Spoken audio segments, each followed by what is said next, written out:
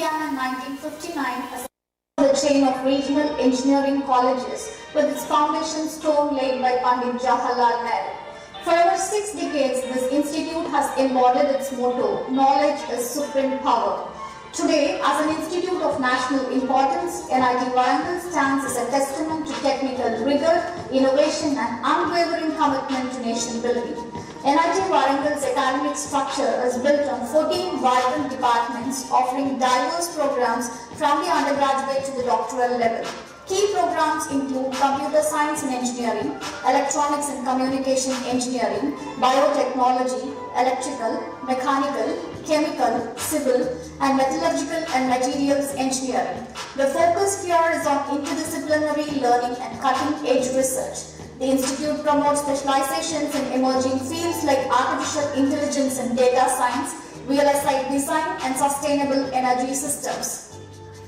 Academic resources are state-of-the-art. The expansive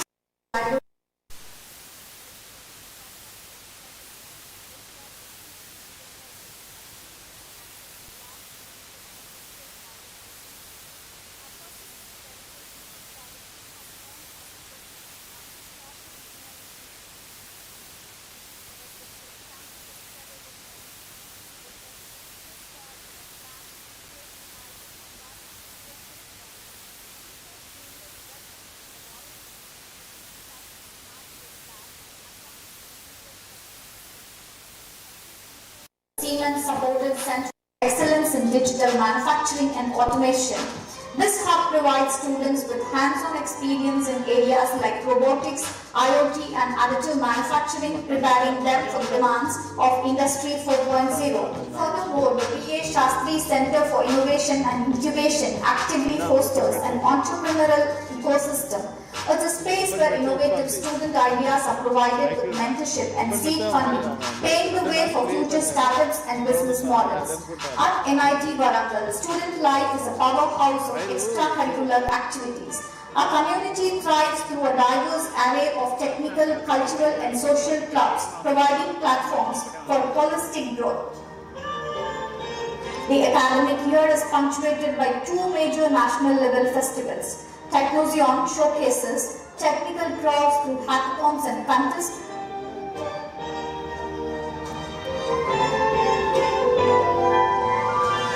while Spring Spree explodes with color, music and dance, attracting talent from across the country.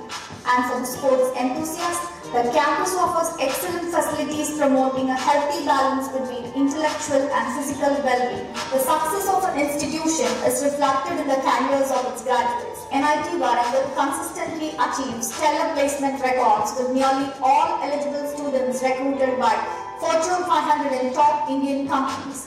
The average CPC remains highly competitive, reflecting the industry's trust in our talent.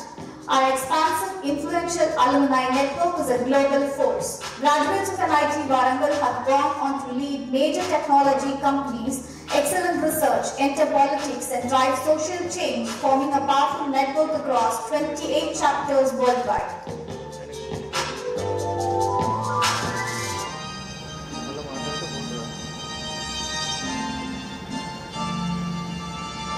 Choosing NIT Warangal means embracing a legacy of excellence and a future of limitless possibilities. It is where you gain the knowledge, skills and network to become a global leader. National Institute of Technology Warangal, where innovation begins.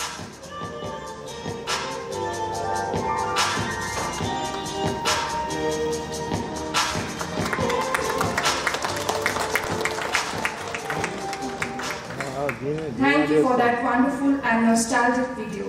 Now I have the pleasure of inviting our chief guest, Dr. Sanak Mishra, our Honorable Director, Professor Vidyadhar Subudhi, and Dean International Relations and Alumni Affairs, Professor S. Srinivas Rao, to kindly occupy their seats on the dais. May I request our Dean International Relations and Alumni Affairs to kindly escort the dignitaries.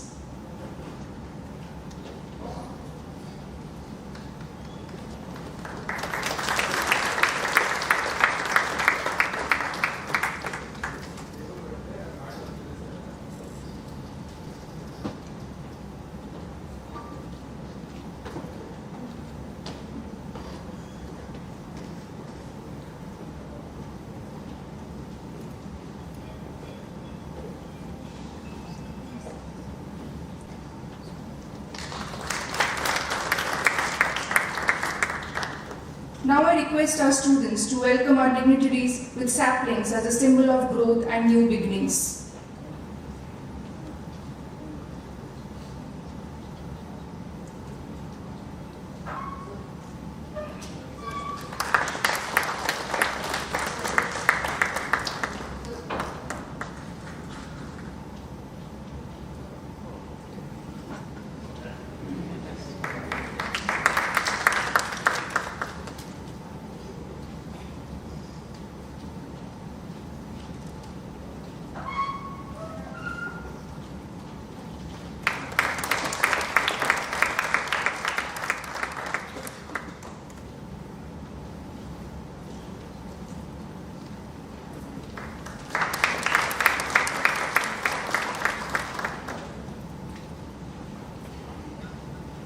Thank you, students. As we gather here today to celebrate the 67th Foundation Day of NIT Warangal, it is a moment of great pride for all of us. Our institute stands tall as a beacon of excellence, and this day serves as a reminder of the hard work, dedication, and vision that have brought us what we are today. Before we move ahead with the program, I request everyone to kindly rise for the national song.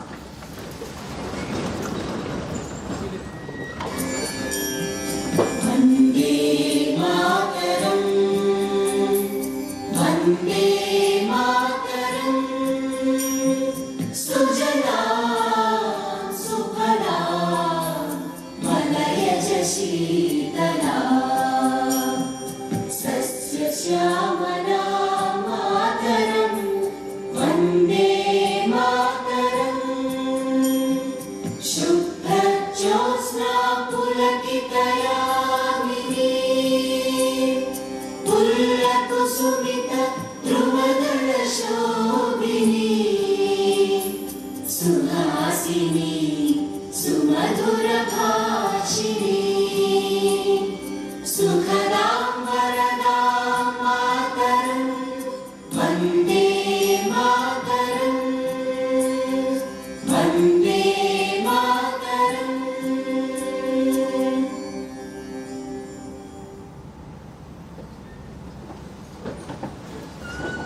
Thank you. Now we proceed with the lamp lighting ceremony, a tradition that symbolizes the removal of darkness and spreading of knowledge and wisdom. I request our chief guest to kindly inaugurate the 67th Foundation Day celebration by lighting the ceremonial lamp. I also request other dignitaries on the dais to kindly join the lamp lighting ceremony.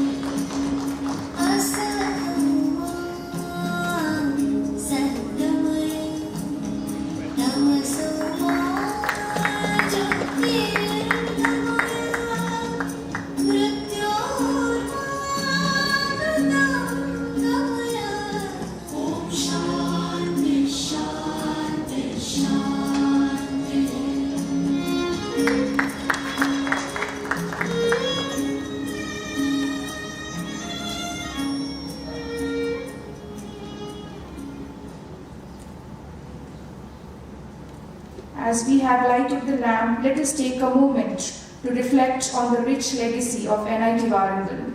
Established in 1959 by Pandit Jawaharlal Nehru as the first regional engineering college in the country, NIT Warangal has grown into one of India's leading technical institutions. Over the 6 decades, it has become an institute of national importance, known for nurturing brilliant minds and fostering innovation in science, technology, engineering, and management. The institute offers undergraduate, postgraduate, and doctoral programs across various disciplines and is renowned for its cutting-edge research, collaborative projects, and industry partnerships. NIT Warangal's commitment to proactive holistic education has not only produced some of the finest engineers, researchers, and leaders, but also made significant contributions to societal development and nation building. I would like to invite our Honorable Director, Professor Vidyadhar Subudhi, to deliver the welcome address. Let's welcome him with a huge round of applause.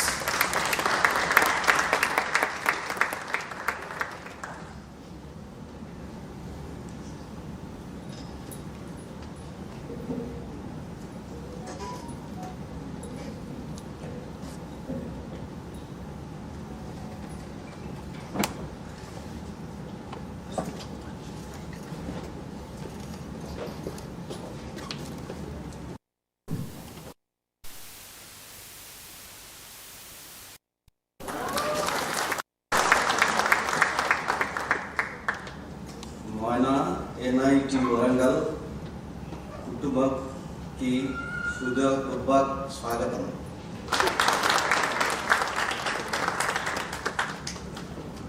A very warm welcome to one and all.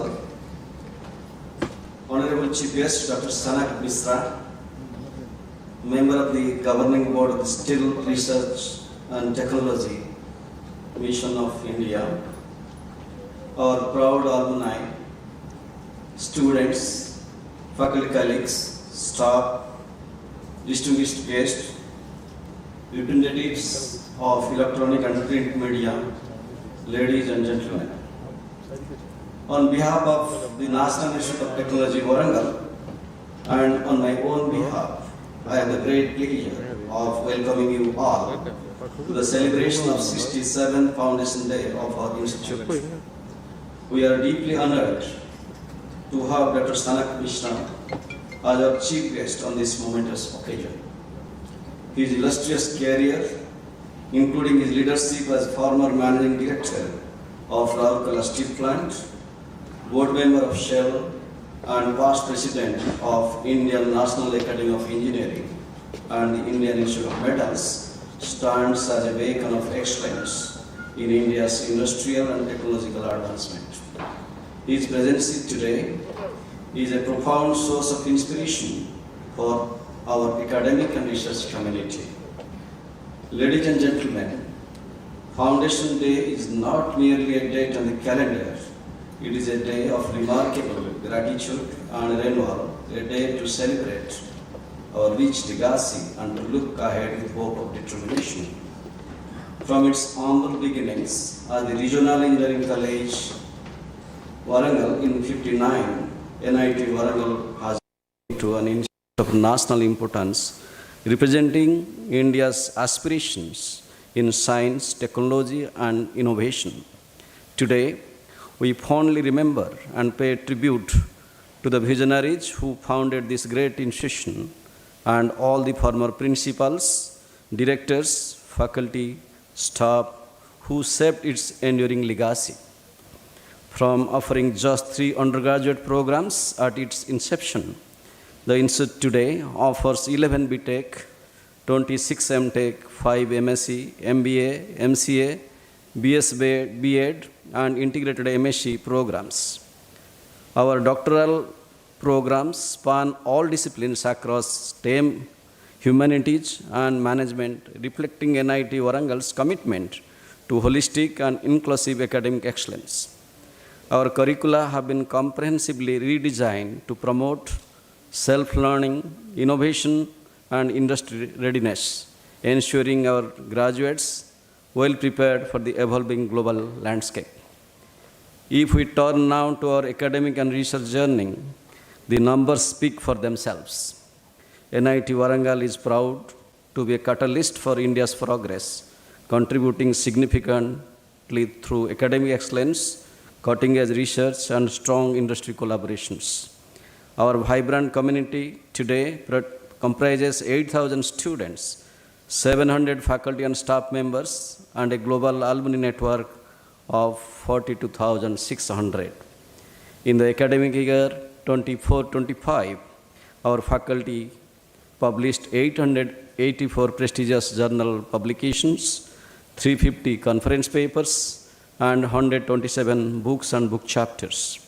They received 95 awards and honors and granted 25 patents. That is truly a reflection of our growing research strength. We secured 49.7 crore in research funding from several government agencies and industries, including major grants under GAN, Spark, MSME, and MIT schemes. A notable achievement was technology transfer of a method for continuous production of silver nanowires for electrically conductive adhesive and ink applications, developed in collaboration with IIT Ropar and licensed to 2 startups with MIT support.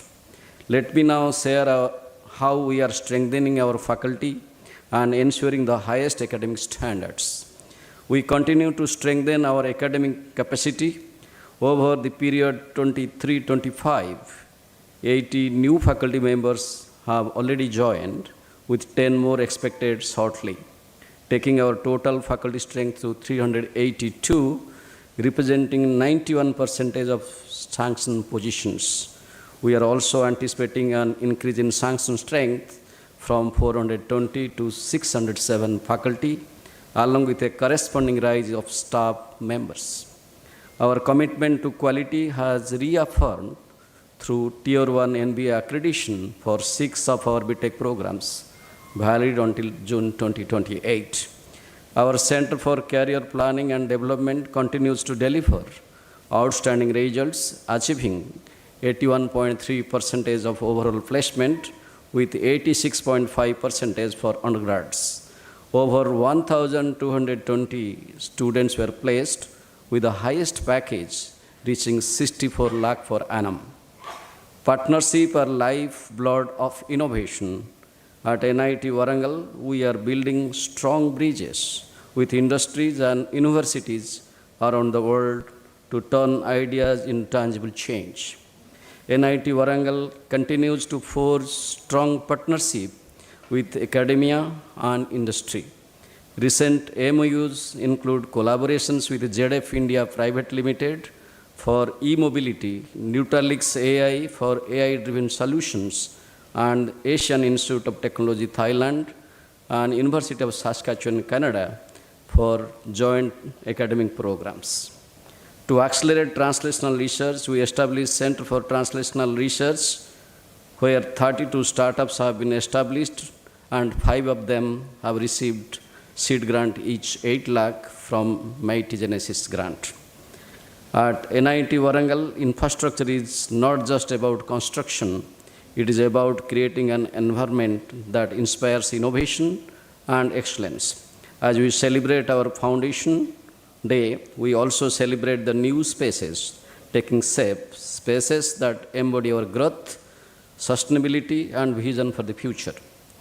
Now, new developments include ladies' hostel of 304 students, a 2,500-seat open-air amphitheater, and a 500-seat canteen. We have started renovating Kakatiya and Ramappa hostels and installation of UVF-based drinking water systems to ensure sustainability and reduce plastic waste. These efforts reflect our commitment to a holistic, modern, and environmentally responsible campus. No institution can thrive without the love and support of its alumni, and we are blessed with some of the finest. Our alumni remain our greatest strength and ambassadors. Their generosity reflects their enduring bond with the Institute and their commitment to supporting future generations. While collective batch contributions have been modest due to limited sensitization, individual contributions have been remarkable and deeply impactful. Let me share a few shining examples of their remarkable contributions. Sri R. Sudhakar Rao from 1982 Electrical Engineering batch contributed 1 crore towards establishing the Design, Thinking and Tinkering Lab. Dr. B.S. Sastry from the very first batch of 1964 contributed 1 crore for the Innovation and Incubation Center and additional 50 lakh for the NIT Warangal Innovation and Entrepreneurship Foundation. The BTech batches of 1995 and 1997 collectively contributed 1.15 crore to support financially needy students.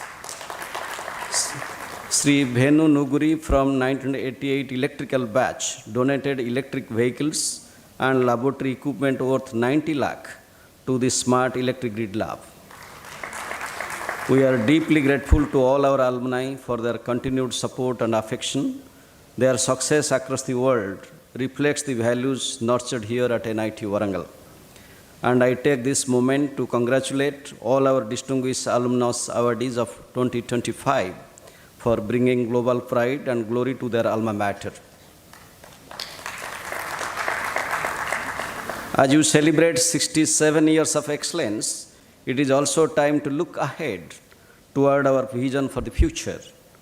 As we celebrate our foundation day today, we look confidently toward the future, guided by the NIT Warangal Vision Document 2047. Aligned with the national mission of Vikashit Bharat 2047, our key goals include expanding the student strength from 8,000 to 20,000, to increase our center of excellence from 7 to 20 in frontier areas such as quantum computing, green hydrogen, healthcare, e-mobility, climate-controlled agriculture, defense and national security. To raise the annual patent filing from 25 to 200 and nurturing 150 startups through MSME and industry linkages. And to enhance our annual research grants from 45 crore to 150 crore within the next 5 years. And to achieve self-reliance through an alumni-driven endowment fund of 10 crore annually to support scholarships, research and infrastructure. We are equally committed to fostering well-being and inclusivity. The Center for Mental Health and Wellness, established in February 2024, has trained 150 faculty members under the Barefoot Counseling initiative to support students' emotional well-being. And finally, as we reflect on this incredible journey, one thing that stands out, NIT Warangal has always been about people, purpose and progress. As the director of this Institute of National Importance, I take immense pride in our journey, a journey of purpose, perseverance and progress. Yet the road ahead holds even great promise. We will continue to nurture a campus culture where creativity flourishes, inclusivity thrives, and excellence defines every pursuit. On this Foundation Day, let us rededicate ourselves to the institution's mission to serve society through education, research, innovation, and service. My heartfelt gratitude to all faculty, staff, students, alumni, and government for being an integral part of this remarkable journey. Together, we'll take NIT Warangal to even greater heights. Thank you for joining us to celebrate this special day. Happy Foundation Day to NIT Warangal. Thank you. Jai Hind.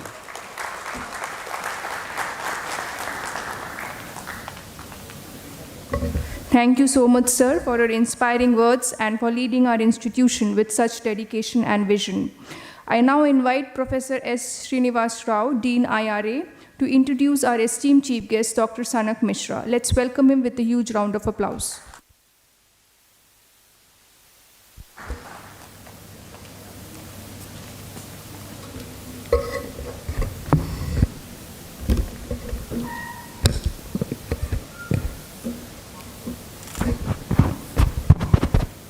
Good morning to all.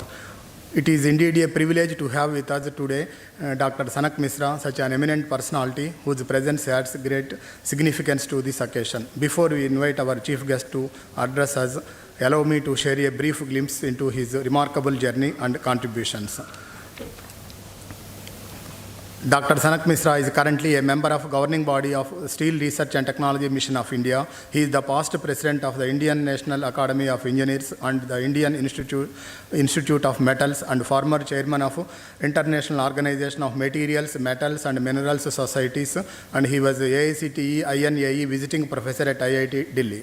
He stood first in Odisha state in the matriculation examination and graduated with BSc Honours degree in physics from the Ravenshaw College, Cuttack in 1965 in the first class with distinction. He is a recipient of the Distinguished Alumni Award in 2008 from the Indian Institute of Science, Bangalore, where he had secured Bachelor of Engineering degree in Metallurgy in 1968 in first class with distinction. He is also a recipient of the Distinguished Alumni Award in 2010 from the Department of Material Science and Engineering at the University of Illinois at Urbana-Champaign, USA, where he had secured MS degree in 1970 and PhD degree in 1973. In 2022, the department named him as a legendary alumnus. He was an Alexander von Humboldt Fellow and guest scientist in Aachen Technical University in Germany in the period 1980-81 and US National Science Foundation visiting scholar at the University of Pittsburgh in 1991. He is credited with the discovery of magnetic clusters in dilute alloy systems and separately for discovery of texture memory effect in steels. Dr. Mishra was conferred the Lifetime Achievement Award by the Ministry of Steel, Government of India in 2018. Earlier, he had received the National Metallurgical Award in 2003 and Metallurgist of the Year Award in 1988. Amongst numerous other awards he had received, the notable ones are the G.D. Birla Gold Medal in 1995, Platinum Medal of the Indian Institute of Metals in 2011, the J.R.D. Tata Award for Excellence in Corporate Leadership in 2012, Jai Krishna Memorial Award, N.P. Gandhi Memorial Award, MRSI Medal, etc. Recruited directly from USA as a founder member of the Corporate R&D Center at Ranchi of the Steel Authority of India Limited. He spearheaded the Department of Innovative Process and Industrial Production of Philanthropy of New Products and rose to the position of its Executive Director in 1996. He was next elevated in 1998 as a head of the Corporate Planning Division and Office of the Business Restructuring in Sales Headquarters in New Delhi.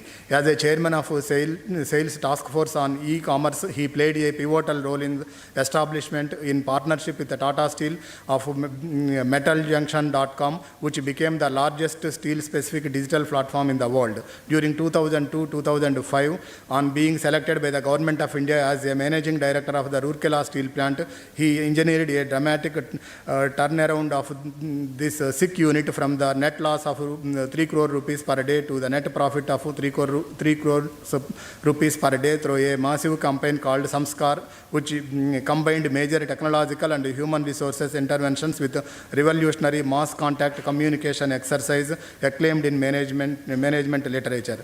From SAIL, he moved on in 2006 as a vice president of ArcelorMittal Corporate Group London and as a CEO of its India projects. In the year 2014-17, he served as the first Secretary General and Chief Executive of the Indian Steel Association, anchored it as a voice of the steel industry and contributed significantly to the National Steel Policy 2017 and policies on mining, commerce and industry. He served as a senior advisor to the Defense Ministry Enterprise Midhani during 2018-2019. He has been a member of the Board of Nuclear Fuel Complex of the Department of Atomic Energy and of the Board of Governors of NIT Rourkela and of the Biju Patnaik University of Technology. He chaired the Research Advisory Committee of Electronics Research and Development Centers of India.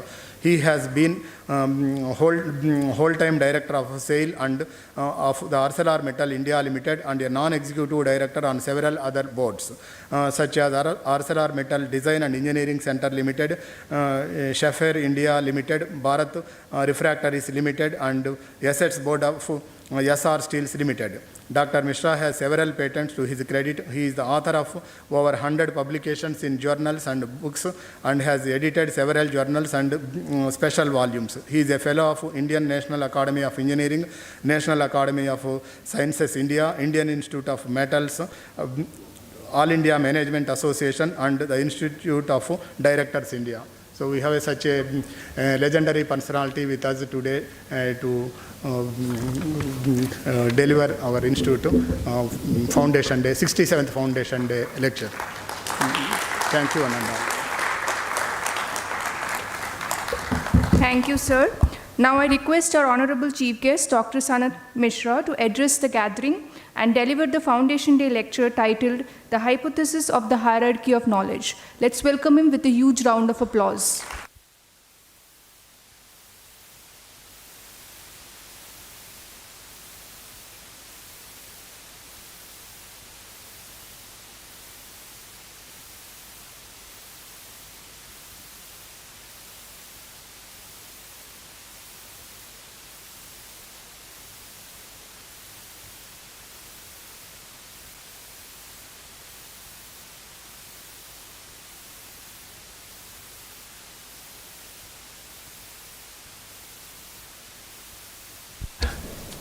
Yeah. Professor Subudhi, the Dean, Professor Srinivas Rao, the distinguished ladies, the faculty, the staff, the alumni, the award winners, whom I must congratulate, and everyone else, the students who are here. It's a privilege to come to NIT Warangal. I thank Professor Subudhi for inviting me to come here. I've heard about NIT Warangal quite early in my life. When I was a student at the University of Illinois, Urbana-Champaign, my closest friend was a metallurgy graduate of NIT Warangal called Kashi Viswanathan, and he lives in the US now, but he's the one who talked to me about NIT Warangal. And I know that NIT Warangal is the first regional engineering college set up in the 1959. So you have a long cherished history full of accomplishments, and I congratulate the NIT alumni, the students, the faculty for their contribution to the nation in not only the field of education but also in the fields of science, technology, and engineering. And yesterday the director was very kind in the evening to take me on a drive through the campus. And I can see that the campus has got a facelift and is continuing to get a facelift. And it was a pleasure to note so many new things that are happening in the campus. Some new departments have come up. And I think the future seems to be very bright and full of glory for the institute. So again, I congratulate the collective, including the director, for the path that NIT Warangal has been taking and also is going to take in the future.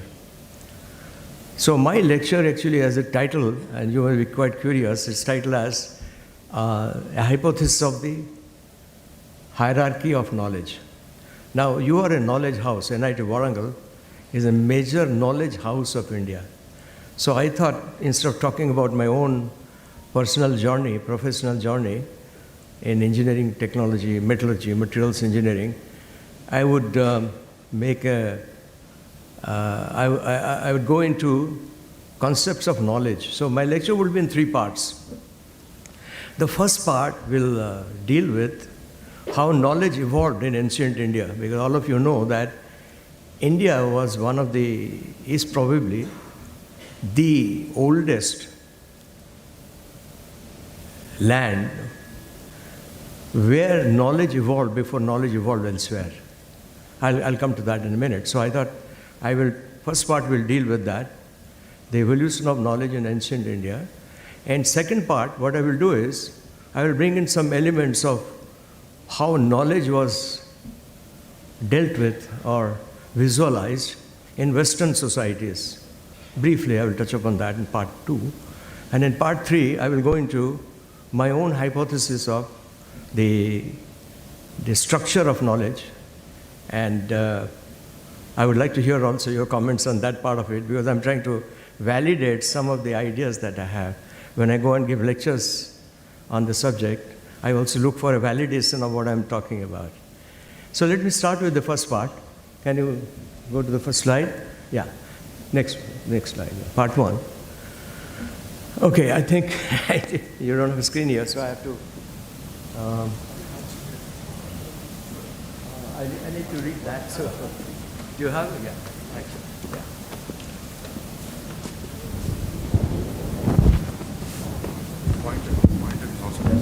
No, I think I'm going to take your help, right? So let me go to a corner because I need to read that.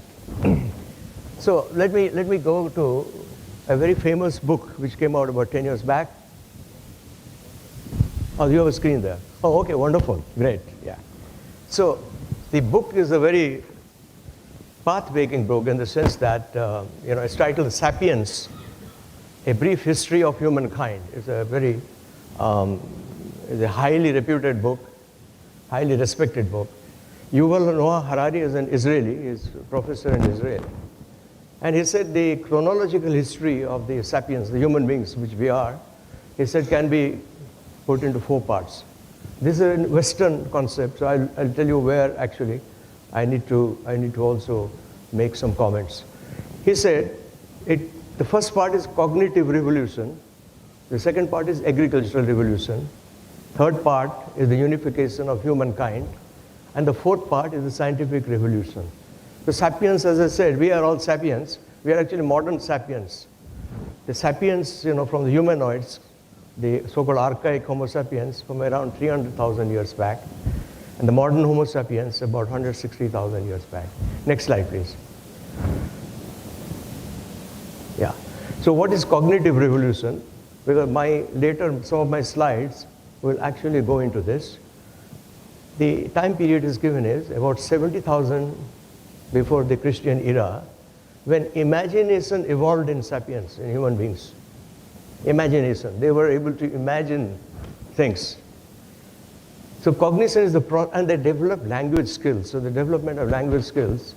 And today we talk about large language models, in the context of artificial intelligence, which something similar happened 70,000 years back. And so the cognition is the process by which knowledge and understanding developed in the mind. Now I've underlined the mind because the mind word will come frequently in my lecture.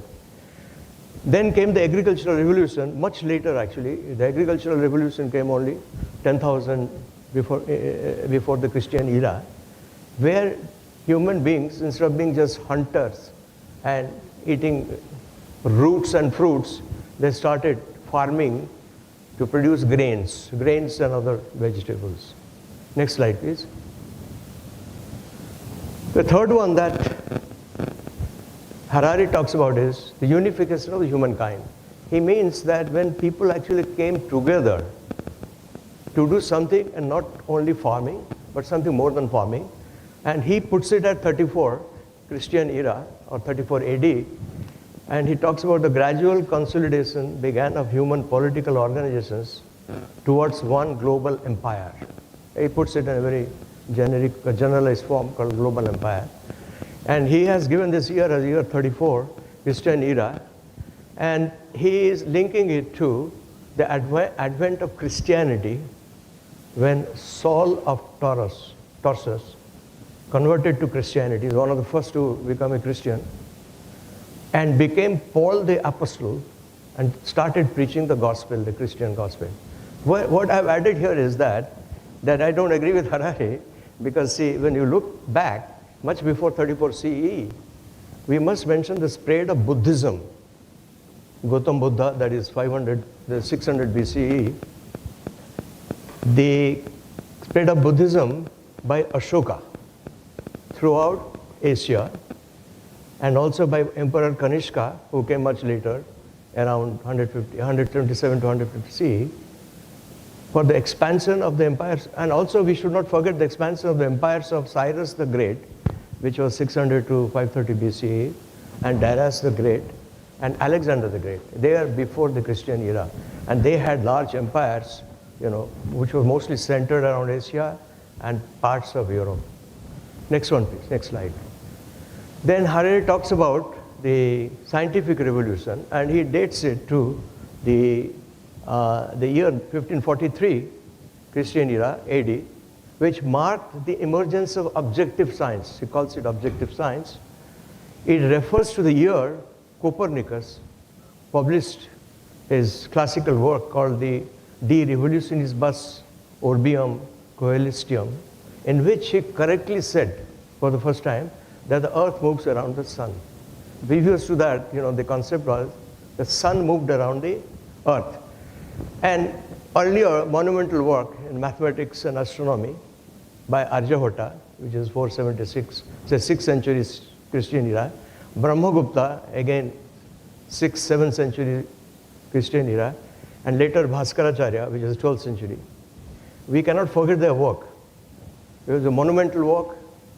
Most of it was based around Ujjain, particularly the work of astronomy was around Ujjain. We cannot forget that. The only difference was that they had assumed that the sun goes around the earth. But if you look at it to an extent of about 90%, whether you assume the sun goes around the sun and the earth goes around the sun goes around the earth and the earth goes around the sun, you will actually come to computational results which are very similar.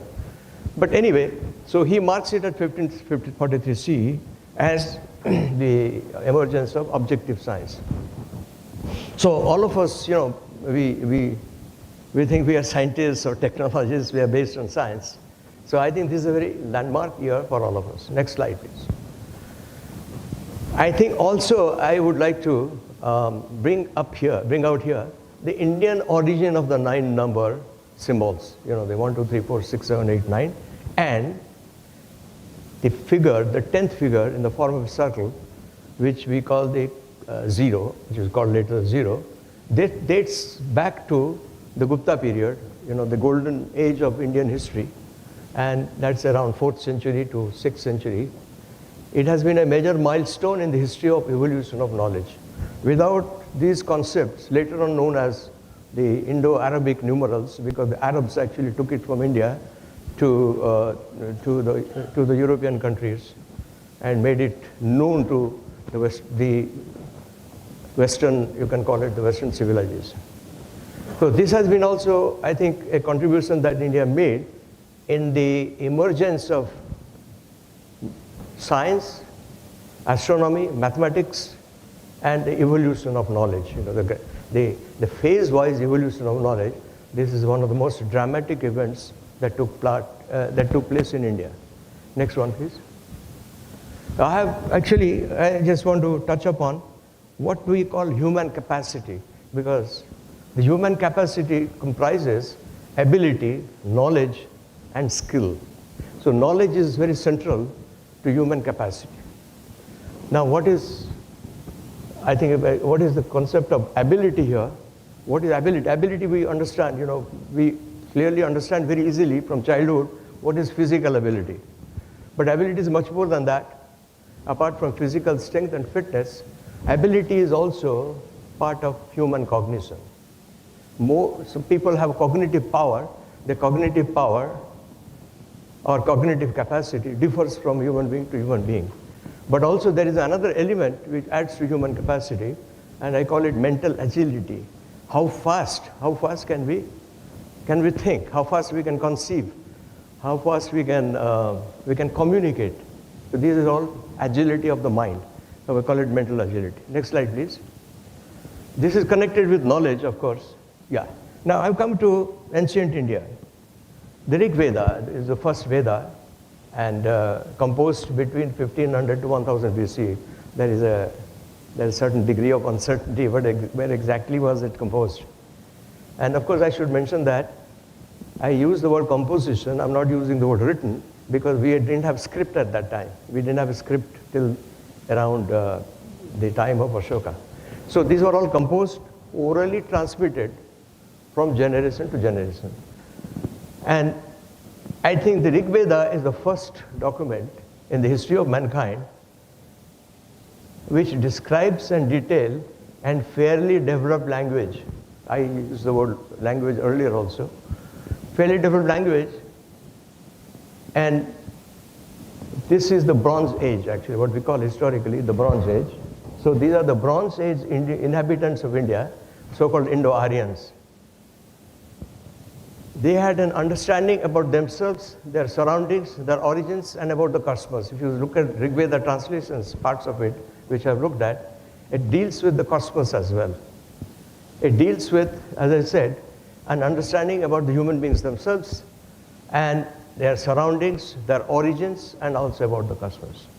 This demonstrates significant advances. The Rig Veda, therefore, demonstrated significant advances in the human faculty of observation, cognition, imagination, diversity of thought, expression, narration, laying the foundations of the world's first large storehouse of knowledge.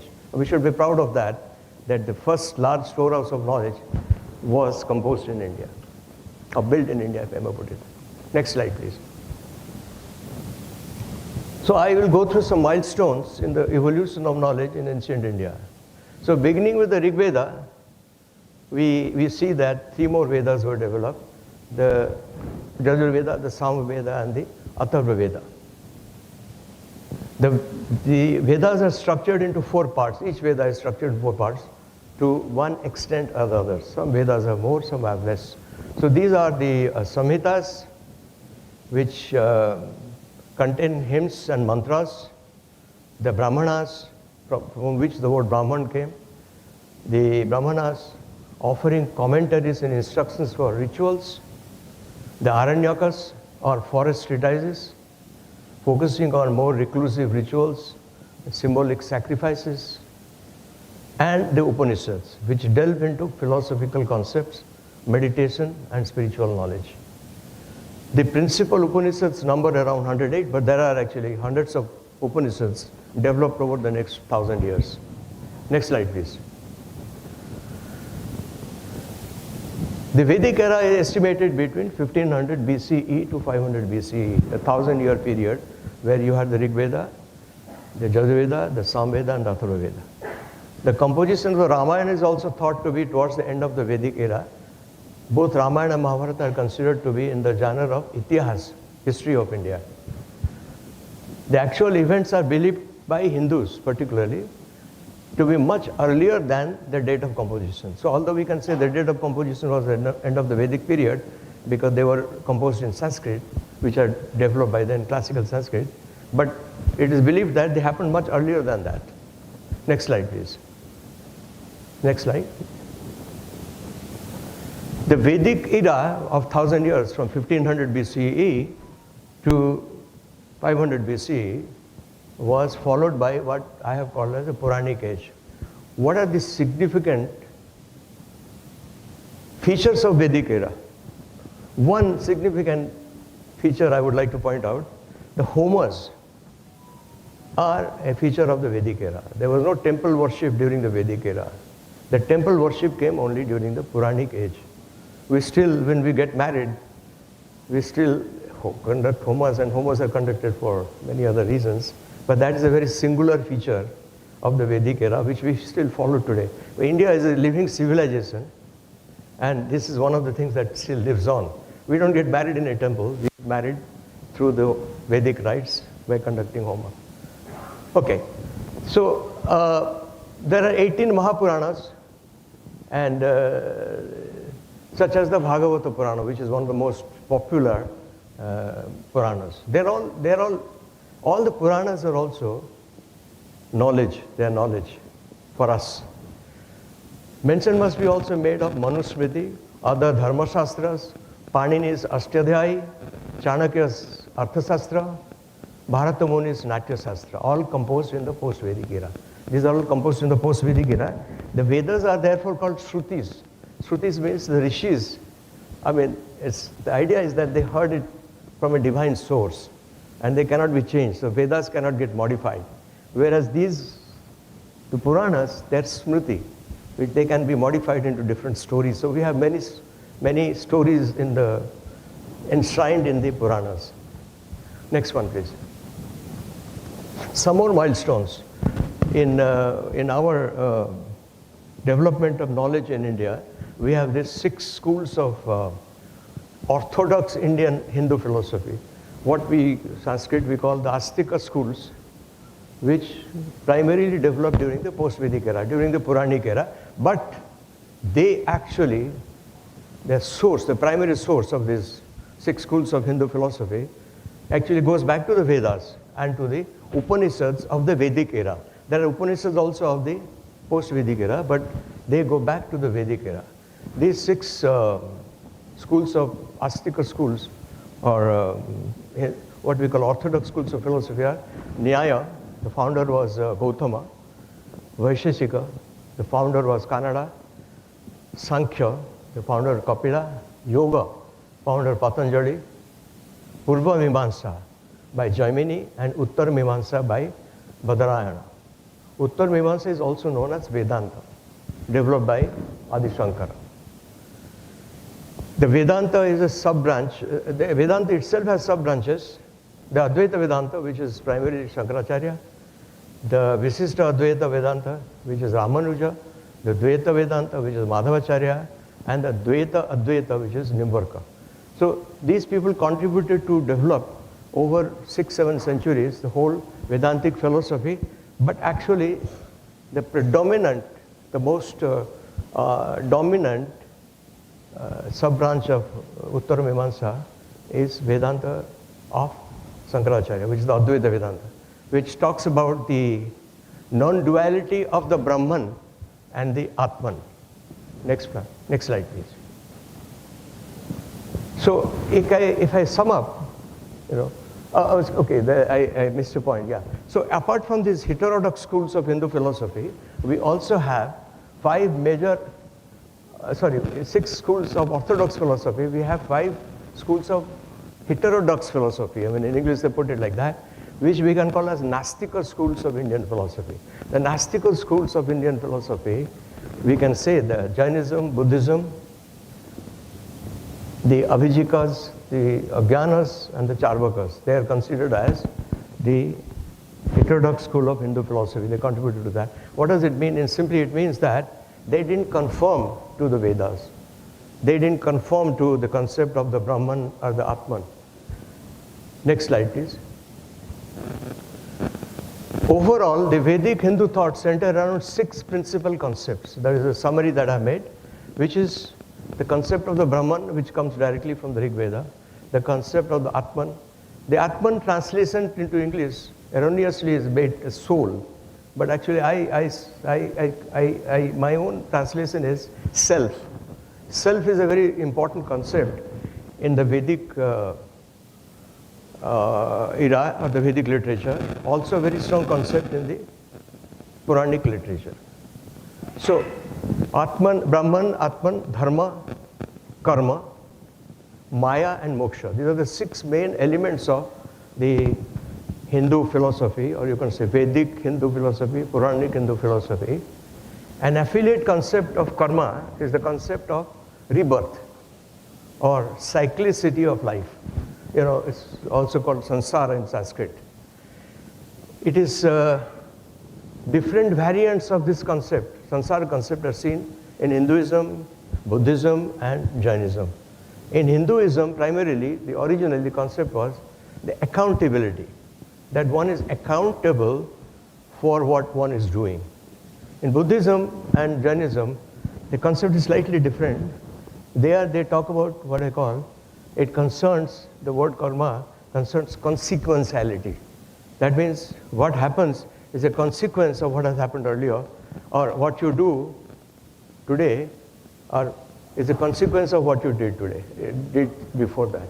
So they're 2 different, they're not exactly the same. They don't mean the same thing in Hinduism and Buddhism, the word karma.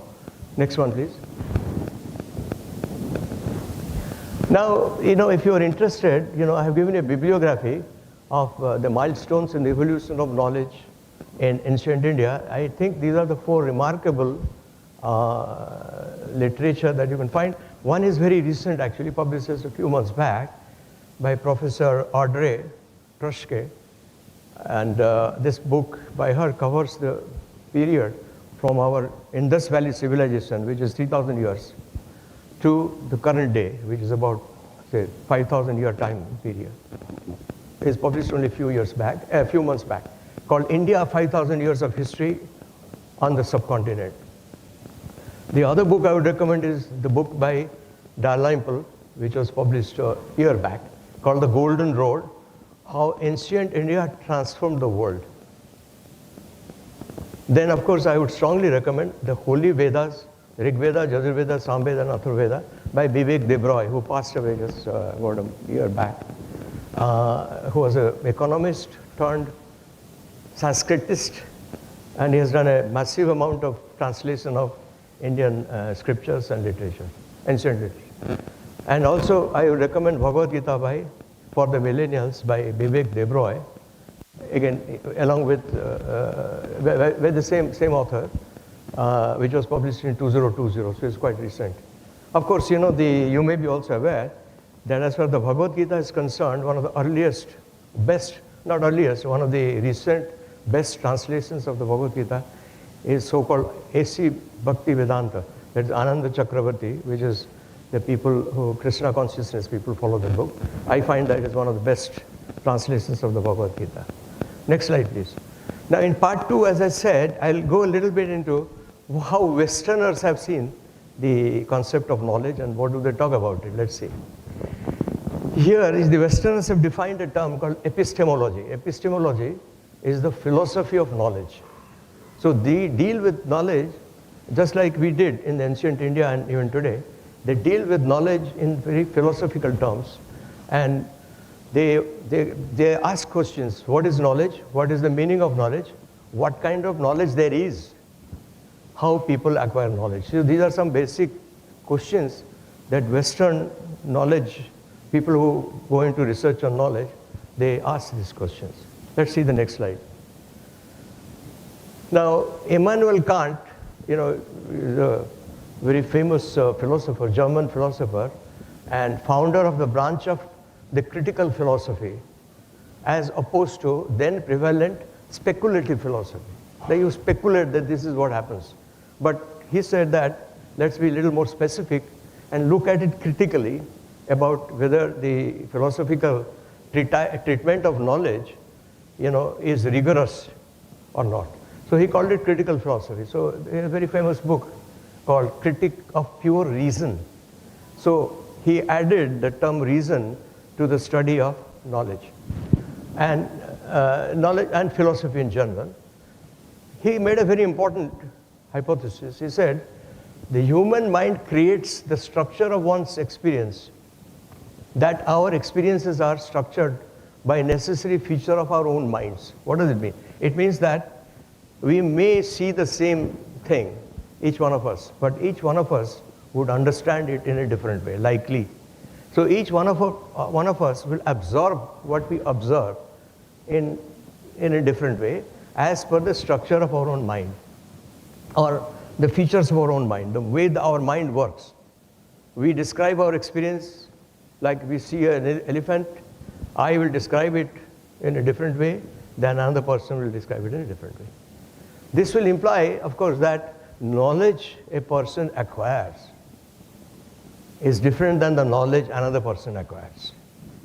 And that the knowledge that a person acquires is structured by the features of the person's mind. So we acquire different knowledge from the same source or same resource. We read the same book, we acquire different features of knowledge or different content of knowledge than another person who reads the same book acquires a different concept of knowledge. That's why you always hear people, I interpret Bhagavad Gita this way. Another person says, I interpret the Bhagavad Gita clause number so and so in a different way. That's because what they acquire as knowledge is structured by the features of their own mind. Next one, please. This is a very important concept in understanding what knowledge is and how knowledge is acquired. Next one, please.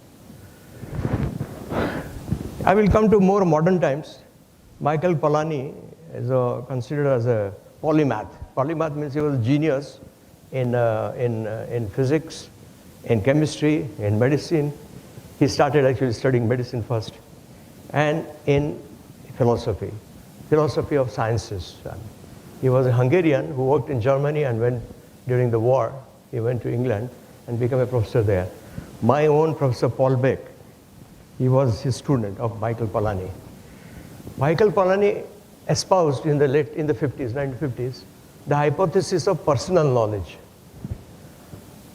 or tacit knowledge. He called it personal knowledge. The book that is very famous is called Personal Knowledge Towards a Post-Critical Philosophy. I talked about, earlier about critical philosophy versus speculative philosophy. He came out with a third concept called post-critical philosophy. Polanyi advocated that knowledge claims rely very often on personal judgments.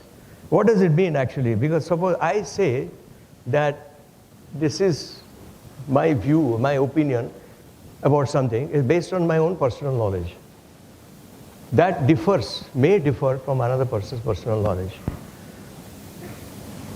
Personal judgment, he means actually personal evaluation. Very often it happens, you will see.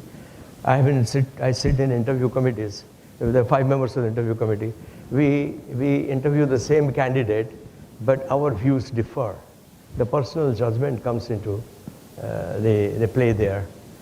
Polanyi is well known to material scientists. I think some of you may be in metallurgy and materials engineering, because he was one of the 3 independent proponents in 1934 of what we now know, as the theory of dislocations, which is a very fundamental concept that came in material science or metallurgy at that time into being talked about.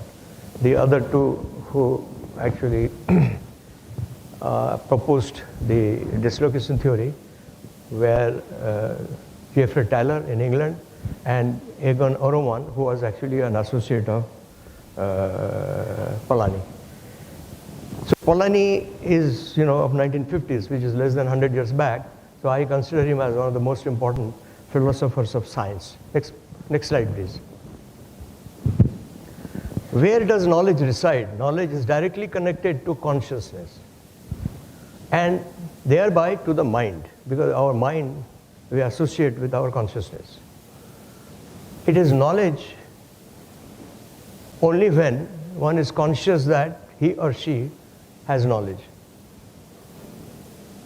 And knowledge resides in the mind. It's also consistent, the idea is consistent with Vedantic tenets. In Vedas also we think that knowledge actually resides in our mind. Then we have definition called objective knowledge, which implies to what depth and to what extent an individual actually knows about a point of reference, as assessed independently. On the other hand, subjective knowledge is also known as perceived knowledge or self-assessed knowledge. It implies how far an individual thinks he or she knows about the point of reference. There is a difference. The fact is, I have a knowledge, subjective knowledge, which is like this, that I have done well in the examination. I went to an examination, appeared in it, and it is my subjective knowledge, understanding that I have done extremely well in the examination. When the paper comes back, then I find that I have only got, say, 25 out of 100. That 25 out of 100 is, somebody has evaluated this, so that person's subjective knowledge is, this is worth only 25 marks out of 100. So I just give this simile, an example of what's the difference between objective knowledge and subjective knowledge. Next slide, please. A lot of us, including myself, we very often suffer from what I call subjective knowledge because we lack objective knowledge in a particular field or in a particular conversation. We make statement which is based on subjective knowledge and not on objective knowledge. Next one, please. What happened? The interlink between knowledge and mind leads to the framework of the hierarchy of the powers of the mind. We saw that the mind and knowledge are intimately linked. So this leads to the hierarchy of the powers of the mind. Can I have next slide, please? Next slide. Yeah. So the power of the mind is actually the supreme power of the individual. The physical prowess is not the supreme power of an individual. It is the mind. So this is a very profound philosophical statement by René Descartes in his book, called Discourse on the Method. He's a scientist, a mathematician in the 17th century. A key figure of the scientific revolution, father of analytical geometry, Cartesian coordinates are named after him. The Cartesian coordinates are named after Descartes. He said, I think, therefore I am. So my reality is my mind. I think, I'm capable of thinking. That goes back to Harari's concept of cognition, being able to imagine, being able to think, and therefore I am. If I can't think, I don't exist. Without being able to think, I don't have an existence. It's unreality. It is the mind which thinks.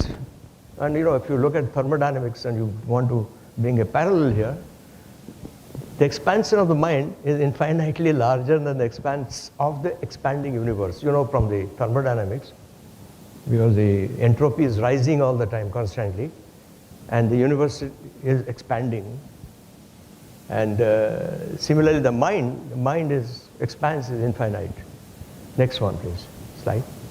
Thank you. I'm coming to a Western concept, what is called metaphysics. Actually, metaphysics, the meta word is actually matter. It's a Greek concept.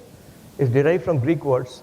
It is the branch of philosophy that studies the question of being and knowing, which is really connected to the Descartes' statement that I think, therefore I am, is connected to this.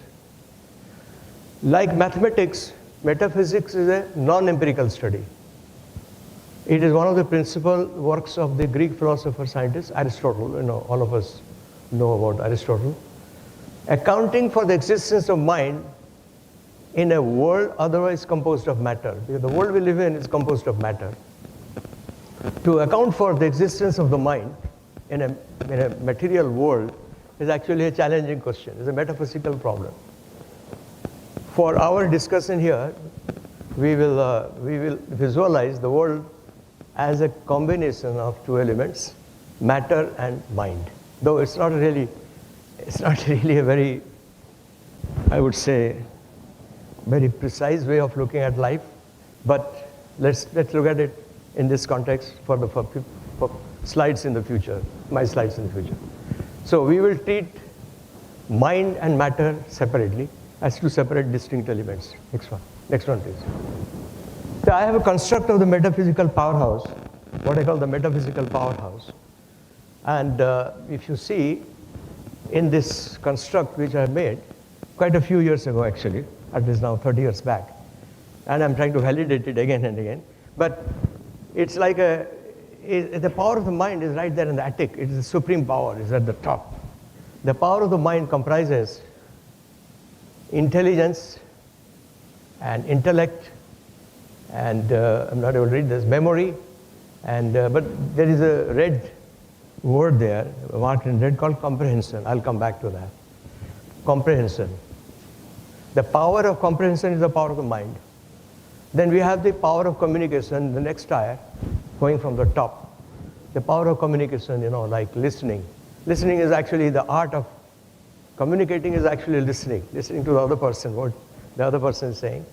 But of course, then expression, language, silence sometimes is very powerful as a method of communication, and adulation, all these things are coming. Then there's a power of, not adulation, there's the power of relationships. Power of relationships is very different because it is between one mind and another mind, or one person and another person. And the power of relationships is manifested in many different ways, and we live through that, which is like religion, empathy, sympathy, love, affection, vitality. These are all powers of relationships. Whether a relationship is full of vitality, full of energy, or it's not. I mean, that's a question that sometimes comes into one's mind. Then comes the power of intrinsic ability at a lower level, which is like the physical prowess I talked about, the analytical power, the mathematical instinct, the literary faculty, the ability to write, and things like that, the ability to perform musical instruments, the ability to sing. These are all coming as power of intrinsic ability. Then we have a foundation on which this metaphysical power is built, which is actually nothing to do with the individual as such, but it depends on tradition, it relates to heritage, and elements like that. The metaphysical powerhouse is the powerhouse of the individual. The individual exercises his power through the metaphysical powerhouse, through the power of the mind, through the power of communication, through the power of relationships, through the power of intrinsic ability, which is all based on his heritage, the foundation of heritage, culture, etc., etc. Next slide, please. This is now we come to part 3 about the structure of knowledge. Can I have the next slide, please? Yeah. Now, I have a classification of knowledge which is very simple, but very elemental. There are 4 classes of knowledge. One is spiritual knowledge. We are very familiar with when we talk about spiritual knowledge. Spiritual knowledge, it covers the knowledge of the self. You know, I invoked the word self earlier. It is knowledge of the self. Self-awareness is a knowledge that an individual has. And knowledge of the Almighty. If you are actually, you conform or you subscribe to the idea of a divinity, if you subscribe to the idea like we have this idea of the Brahman, which is a very powerful concept of the Almighty. The Brahman has no gender, neither masculine nor feminine. It's not a physical entity, it is not a deity, it is an idea which is very supreme in our thoughts, Vedic thoughts and Hindu thoughts. Then the other kind of knowledge is scientific knowledge. It's very simple for us to understand what is scientific knowledge. It covers also technological knowledge, mathematical knowledge, etc. There is a third category of knowledge which is relational. That is, because of the relation between two persons, two human beings, they share a knowledge which is not known to other people. What they share amongst themselves, two people, is not necessarily known to the other people around them. So that is relational knowledge. There is another knowledge which is carnal knowledge. Carnal knowledge is a knowledge which is also a personal, based on a relational knowledge, but it is based on physical relationship. And so this is this classic example of Udaya Bharati, wife of Mandana Mishra, who was from Bihar at that point of time, an advocate of Purva Mimamsa, hypothesis of Purva Mimamsa, school of orthodox Hindu philosophy. She won a round of debate with Shankaracharya. Shankaracharya was defeated only once in his life in a philosophical discourse. That's by a lady called Udaya Bharati. It is one of the form of knowledge that purely based on personal experience of intimacy, which Shankaracharya did not have. A personal knowledge of personal experience of intimacy with a, let's say, a feminine human being. So he lost that. Next one. So I have classified this as 4 types of knowledge. That's what I said.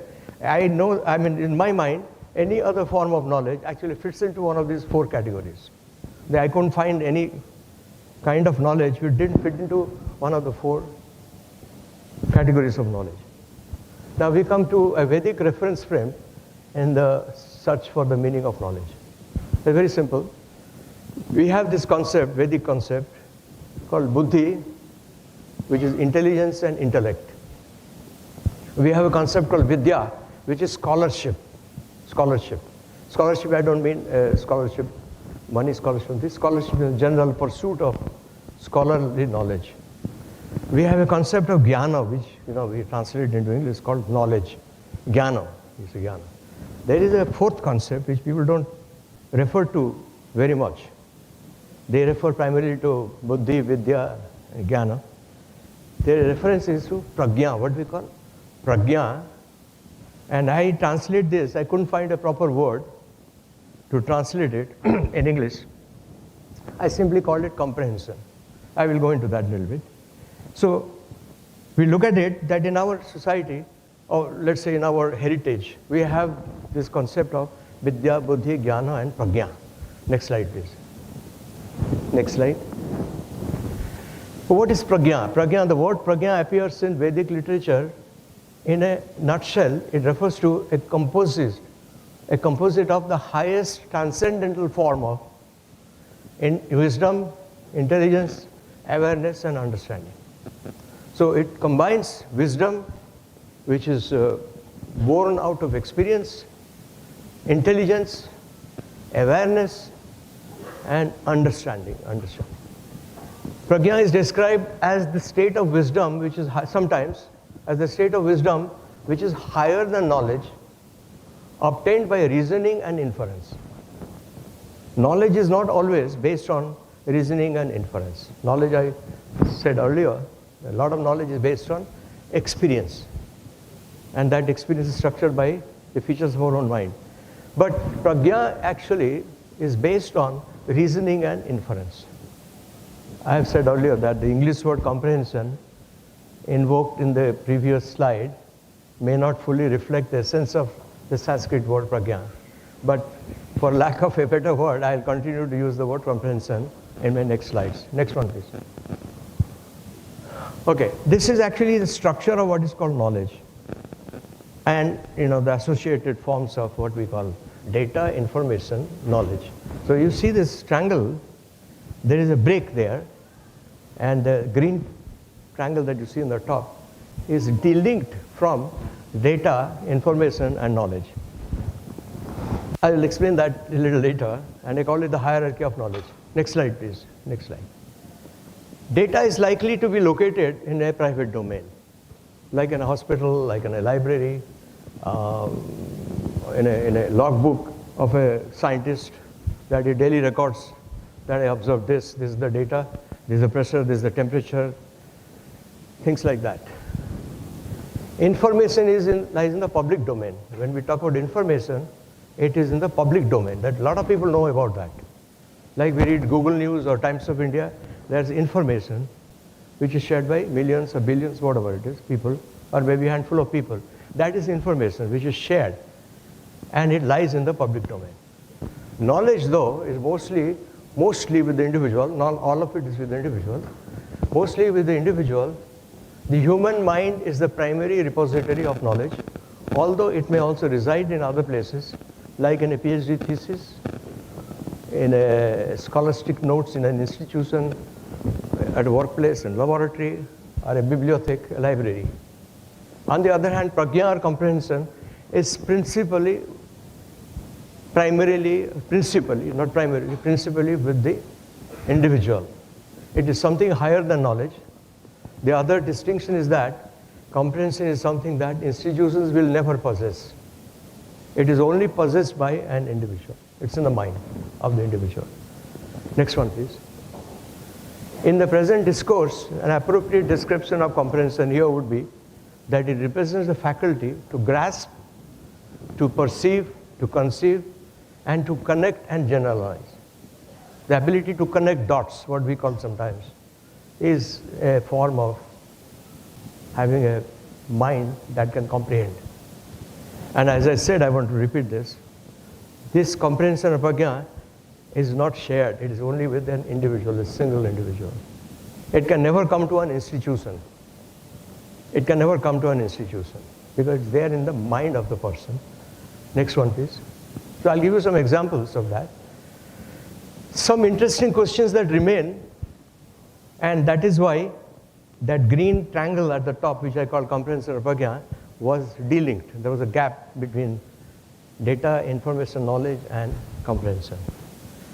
Will knowledge per se lead to comprehension? That's a very interesting question, because just because you have knowledge, does it mean that you have a deeper understanding, you have a comprehension? Can comprehension be instantaneous with a single observation, a sudden understanding coming to the human mind? I'll give an example of that. Or is it the sum total learning from many observations? That's the question. People ask this question when I give this lecture, so I'm putting it down. Is the ability to comprehend a faculty of the mind like intelligence? Is it a faculty of the mind like intelligence? So there will be levels of comprehension.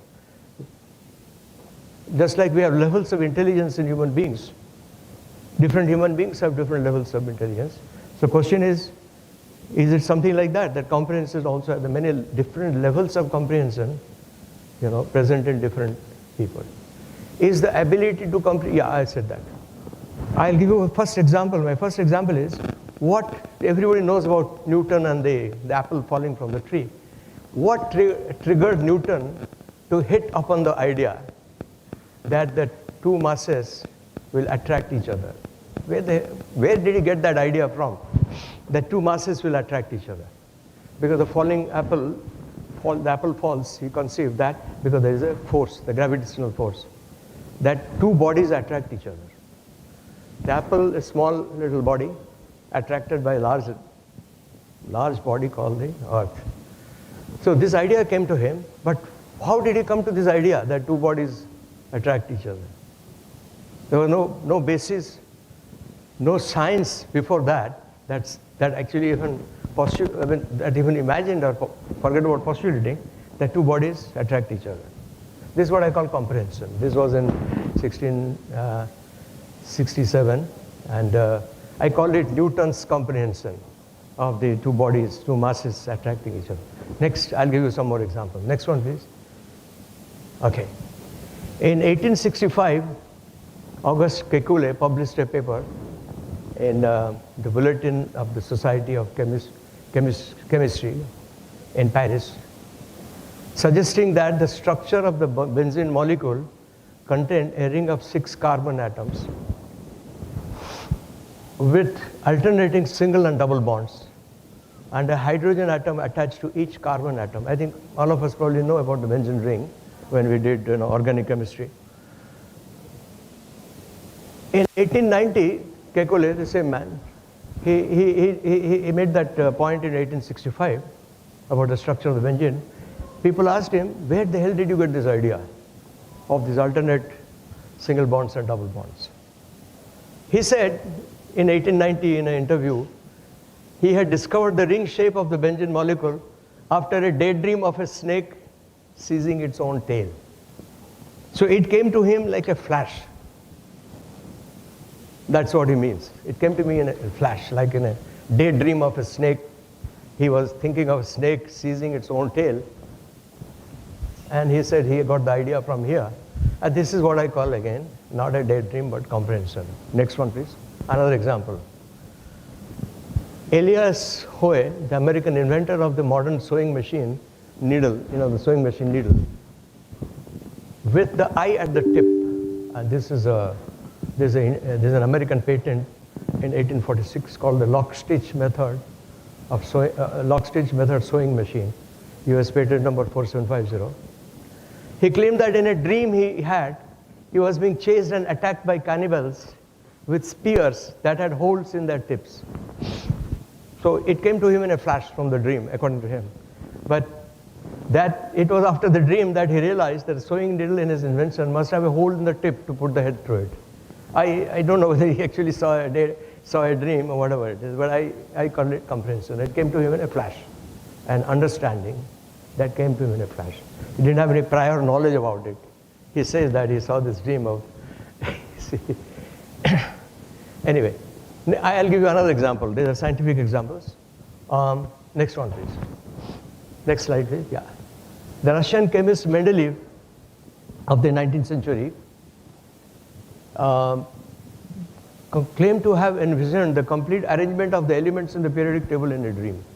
He also said that the pattern of constructing structuring the periodic table came to him in a dream. He said, I saw a dream, a table where all elements fell into place as required. Awakening, I immediately wrote it down on a piece of paper. Only in one place did a correction later seemed necessary. So it came to him as a dream, but again, it came to him as a flash. I call it again a comprehension. Comprehension came to him. I call it Mendeleev's comprehension. Next one, please. Achha, by the way, the Mendeleev, I just want to make another remark. For his predicted missing elements in the periodic table, a few were missing, he used the prefixes eka, dui, and what we call the in Sanskrit, it's called Ekam, Eka, Dui, and Three, I think it's called. So these Sanskrit words he used, and why he used those Sanskrit words, he was a friend and a colleague of the Sanskritist Otto von Guttling, a German, who was preparing the second edition of his book on Panini, the architect of Sanskrit grammar, classical Sanskrit grammar. And Mendeleev was quite wished to honor Panini with his nomenclature. So, for example, germanium, he didn't call it germanium in the first place. He called it ecosilicon until its discovery in 1866. And rhenium was called Dui manganese before its discovery in 1926. Next one, please. Now we take a legend from Bhagavad Gita. In Bhagavad Gita, I mean, all of us are aware that Krishna revealed the word Maya, for example, the concept of Maya has come from Bhagavad Gita, which has later been expounded by Adi Shankara. Krishna said that you need to fight evil, so you have to fight your cousins. You should not back out from that.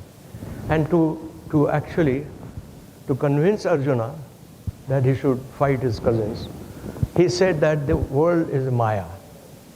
The world is an illusion. And to prove that, or to demonstrate that to Arjuna, he revealed himself in the form of the universe. So Arjuna saw the universe in a flash of a second, or whatever you want to call it. So Arjuna's comprehension of the universe, I call it Arjuna's comprehension of the universe, thanks to the Lord Krishna, that he saw the whole universe before his eyes, where he was only seeing the battlefield with the soldiers and the spears and the arrows. So I call it Arjuna's comprehension. This is also the chapter, the same chapter, chapter 11 in Bhagavad Gita, which Robert Oppenheimer, with the famous film which came last year on Robert Oppenheimer, he quoted when he said that creating the atomic bomb made him feel like a destroyer of the worlds. Destroyer of the worlds. He saw that the atomic bomb, he conceived immediately, he had the comprehension that the atomic bomb will be a destroyer of the worlds, on which came true because of Nagasaki and Hiroshima, that they dropped the bomb and destroyed these two cities. Next slide, please. I would go back to an icon from ancient India, that is Gautam Buddha. Siddhartha Gautam's comprehension of these Four Noble Truths. We don't know actually what the Four Noble Truths are. We could never know, because only Gautam Buddha knew what those Four Noble Truths were. Anyway, seated under the people tree, later named the Bodhi tree, after 49 days of, that comes from the Buddhist scriptures. The Buddhist scripture describes this, that seated under the people tree, later named the Bodhi tree, after 49 days of meditation, at the age of 35, Buddha attained enlightenment, nirvana, and became Buddha, one of the awakened ones. According to some sutras of the Pali Canon, at the time of his awakening, he realized complete insight into the Four Noble Truths. But actually, we really don't know what Buddha realized in his mind, and that was his comprehension, Buddha's comprehension, that he realized the Four Noble Truths. Or he had a complete understanding of what the Four Noble Truths are, which is followed by the Buddhist monks. Next slide. I think that was the last slide, and thank you very much for your patience. It has been a long, I think, bit long lecture. Thank you. Yeah. Take it out.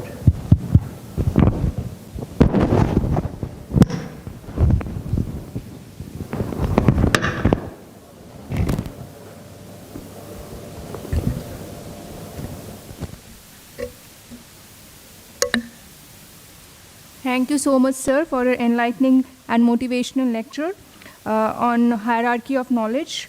Your words truly inspired us to strive for comprehension in all our endeavors. Let's thank him again with a huge round of applause.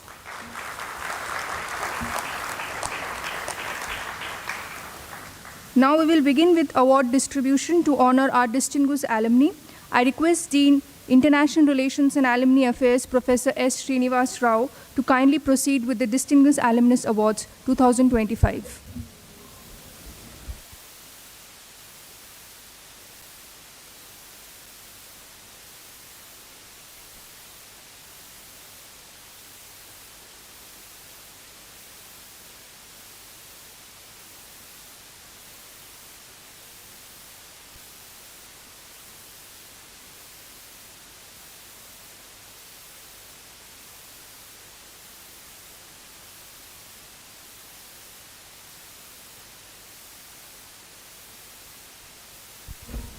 Alumni Awards. It is my great honor and privilege to welcome you all to the 67th Foundation Day celebrations of the Institute and also the prestigious Distinguished Alumnus Awards ceremony, where we come together to celebrate excellence, dedication, and outstanding achievements. We recognize individuals who have not only excelled in their fields but also inspired us with their passion, perseverance, and commitment to making a difference. For this Distinguished Alumni Awards, we received 33 nominations, and out of that, 7 nominations were selected by the committee comprising of experts spread all over the country. Each award tells a story of hard work, resilience, and brilliance. As I read the citation, I invite you to appreciate the remarkable journeys and contributions of these exceptional individuals whose efforts continue to raise the bar and shape the future.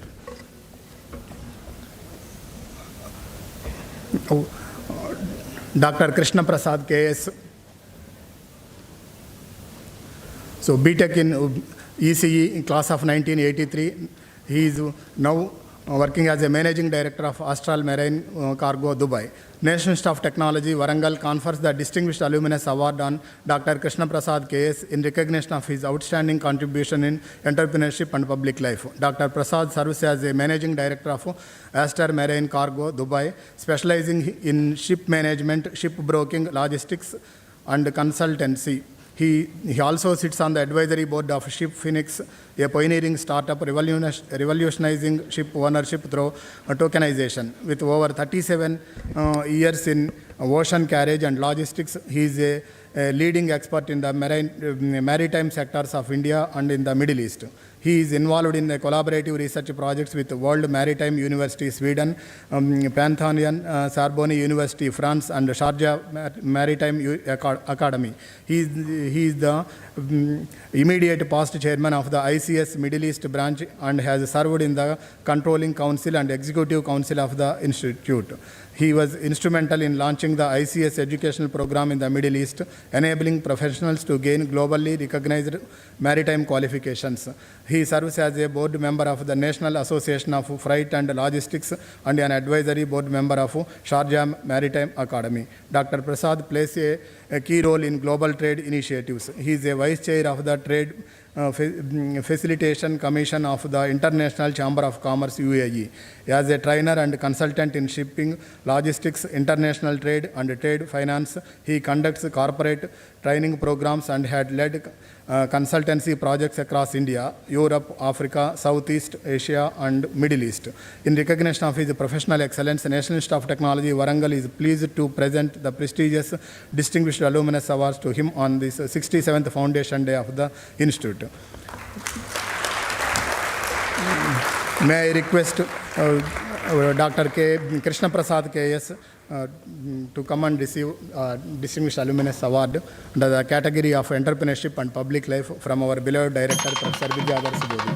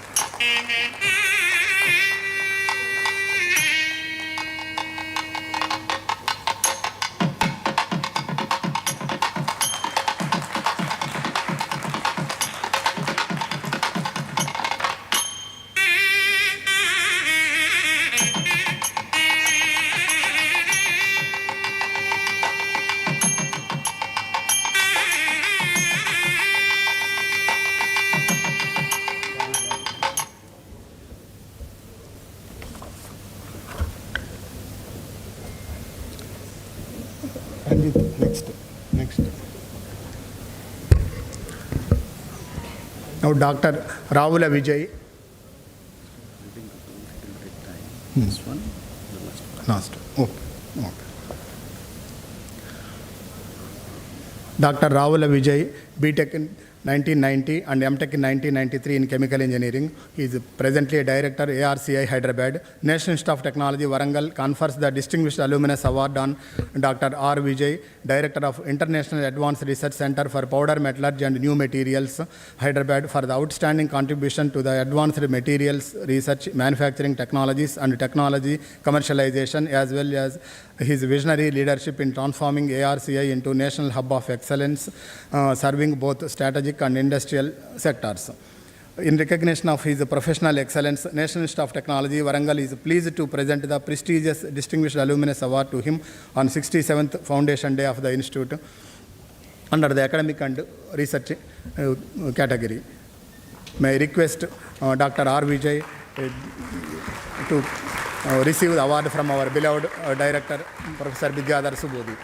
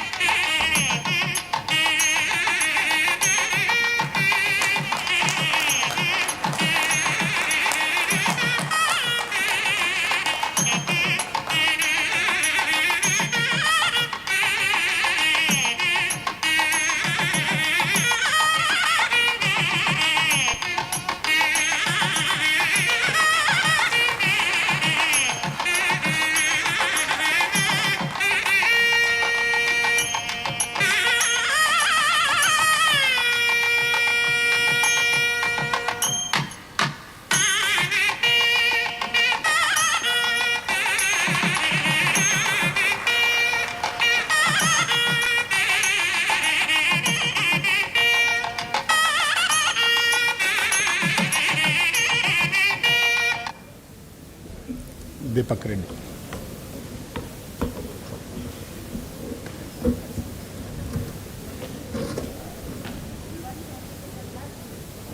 Professor Deepak Reddy, Pullaguram, MTech in Power Systems Engineering, he is class of 2014. Presently, he is an assistant professor of electrical engineering at IIT Kharagpur.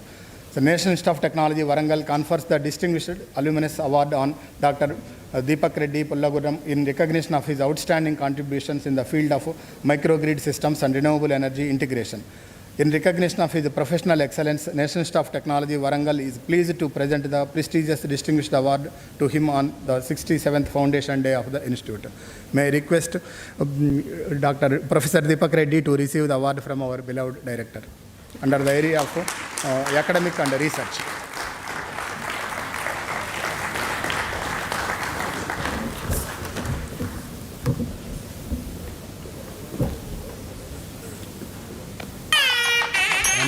Next, Naveen. Next.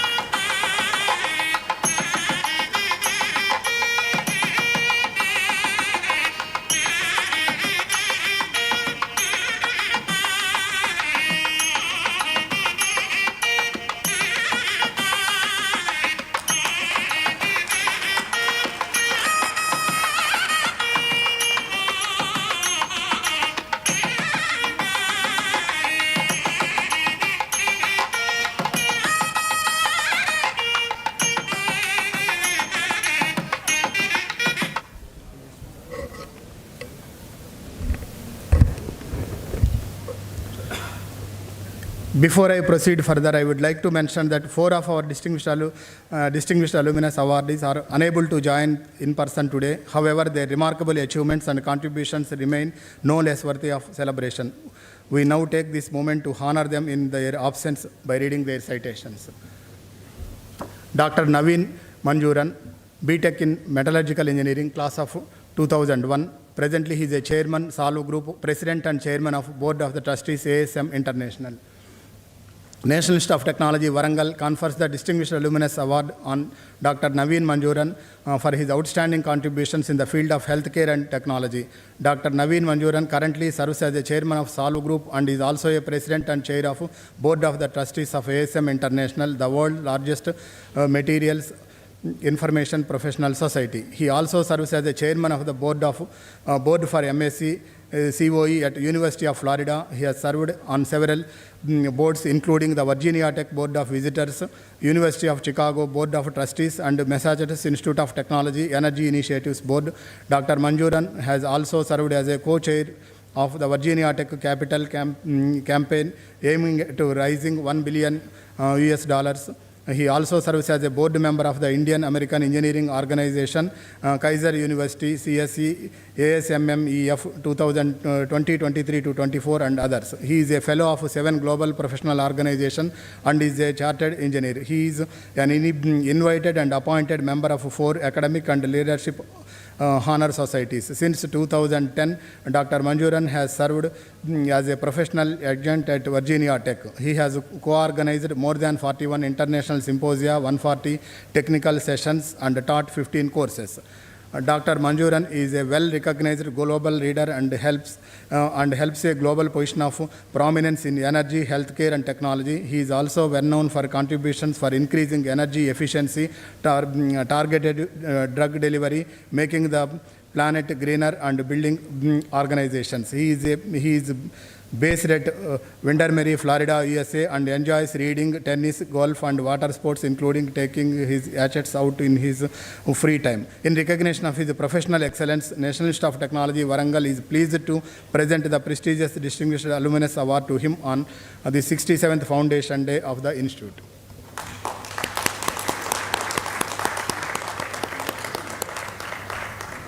Next, Madhavi Lata. This only big can.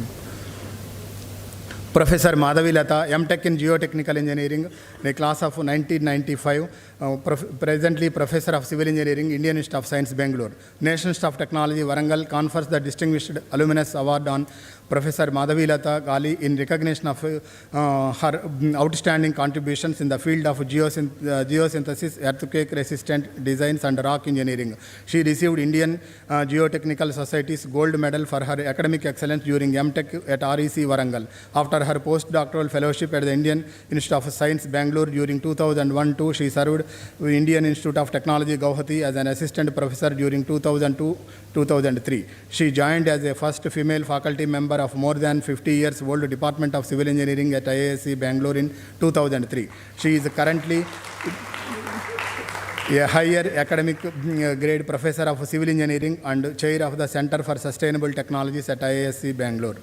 In recognition of her professional excellence, National Institute of Technology, Warangal is pleased to present the prestigious Distinguished Alumnus Award to her on 67th Foundation Day of the Institute.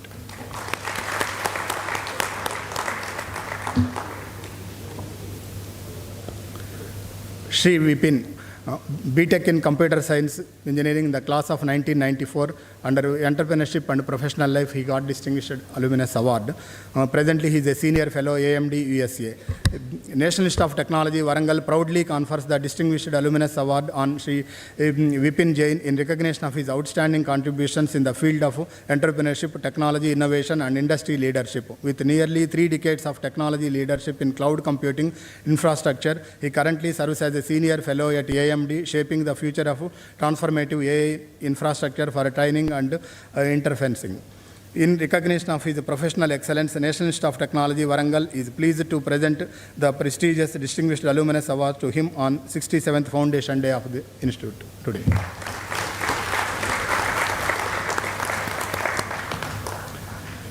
Ms. Madhavi Lata Nadimpalli, BTech in EEE, class of 2005. She got a Distinguished Alumnus Award in the category of in the category of industry, corporate and public administration. She is presently head of Amazon Web Services, Graviton, AI, ML and high performance computing. National Institute of Technology Warangal proudly confers the Distinguished Alumnus Award on Ms. Sunita Nadimpalli in recognition of her outstanding contributions in the field of industry, corporate leadership and public administration. In recognition of her professional excellence, National Institute of Technology Warangal is pleased to present the prestigious Distinguished Alumnus Award to Ms. Sunita Nadimpalli on 67th Foundation Day of the Institute today. I congratulate all the awardees who are present and their absentia. I thank all the selection committee members spread over the country for carefully scrutinizing the applications for nominations for selecting these awardees. I thank all the selection committee members and congratulate all the awardees. Wish you all the best.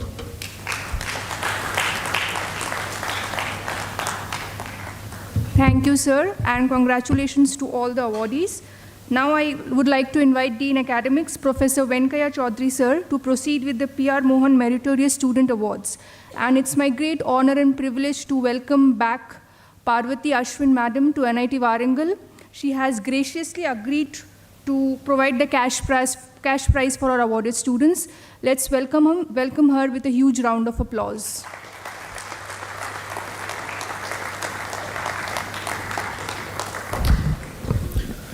So, very good morning to dignitaries on the dais and off the dais. So, I'll quickly read out the brief biodata related to P.R. Mohan Awards. Mr. P.R. Mohan from Kerala took admissions at REC Warangal in 1960 as a second batch student. After graduating in 1965, he joined Hindustan Aeronautics Limited. After working for 3 years, Mr. Mohan resigned from HAL and started his own unit by the name Raksan Engineers to manufacture cement hollow bricks. Later, he started mechanized carpentry workshop to manufacture furniture, ready-made doors and windows. Further, he expanded his activities to the construction industry, starting with HPCL at Cherlapalli, AP Housing Board Corporation, Hyderabad, Hyderabad Mint at Cherlapalli, Hyderabad RBI, Coin Storage Building, Government Hospital Building at Tandur, HPCL Data Recovery Center at High Tech City, and so on. Regarding his family, Mr. P.R. Mohan and Mrs. Tanakam Mohan are blessed with 1 son and 2 daughters. Mrs. Mohan worked as a teacher and now she is no more. His son, Mr. Raghav Mohan, is an engineer working with analog devices at Bengaluru. His elder daughter, Srimati Parvati Ashwin, who has come to present the awards, has a postgraduate degree in education. So she lives in Visakhapatnam and she also works as a principal at one of the schools at Visakhapatnam. Her husband works at HPCL as a general manager. His second daughter, Srimati Gomati, has a postgraduate degree in computer science. And she is working as a director in the hospital started by her husband, who is a neurosurgeon at Coimbatore. So Mr. P.R. Mohan, who is settled currently at Hyderabad, was unable to attend this function due to a health condition. And Mr. P.R. Mohan instituted 3 awards in total, and 2 awards are established with gratitude towards his teachers. Professor Palaya, former principal of REC Warangal, Sri KBN Apparao, former registrar of REC Warangal. So these 2 people took all pains to mold Mr. P.R. Mohan for his career in those initial days when there was no permanent campus. And the 3rd award is in the name of his father, Sri P.M. Raghavan Pillai. Now I request the chief guest of today's function, Dr. Mishra and Madam Parvati Ashwin, to hand over the awards. So may I now request Ms. Megha Santosh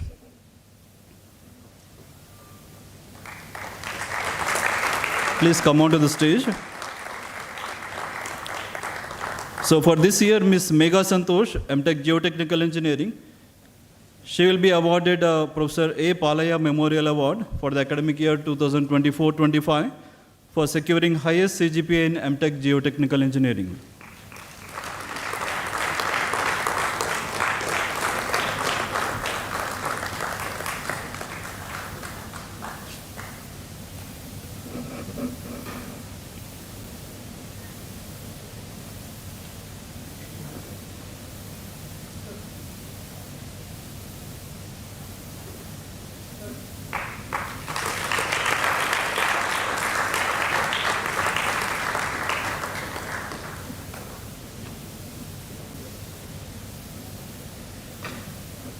May I now request Mr. Satya Naveen onto the stage, please. Mr. Palacharla Sri Satya Naveen, BTech Computer Science and Engineering, is awarded Sri KVN Apparao Memorial Award for the academic year 2024-25 for being the best outgoing student.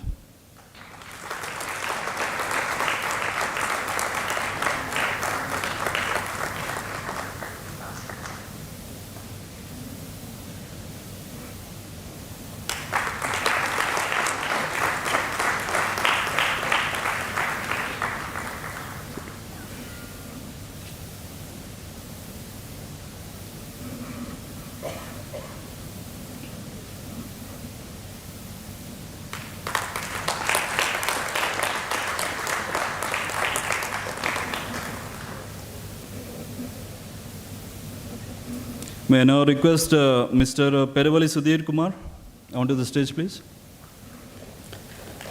Mr. Peravali Sudhir Kumar, BTech Civil Engineering, is awarded Sri Parikapalli Raghavan Pillai Memorial Award for the academic year 2024-25 for securing highest CGPA in BTech Civil Engineering.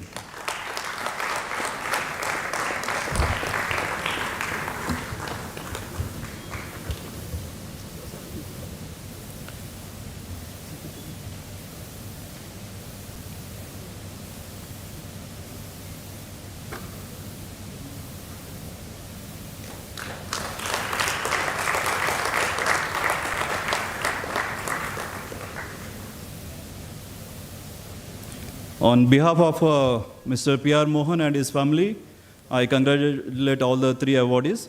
Thank you, ma'am.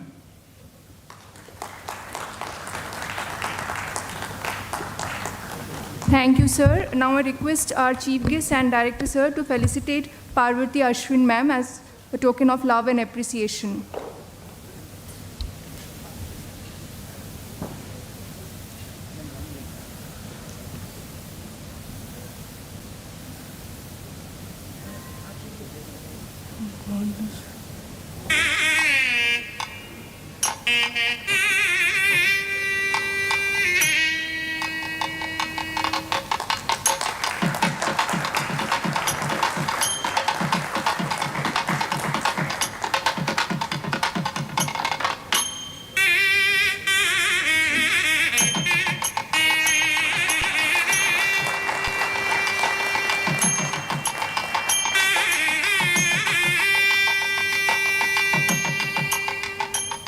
As we move forward to the conclusion of today's ceremony, I request our Honorable Director, Professor Vidyadhar Subudhi, to felicitate our Chief Guest as a token of our appreciation.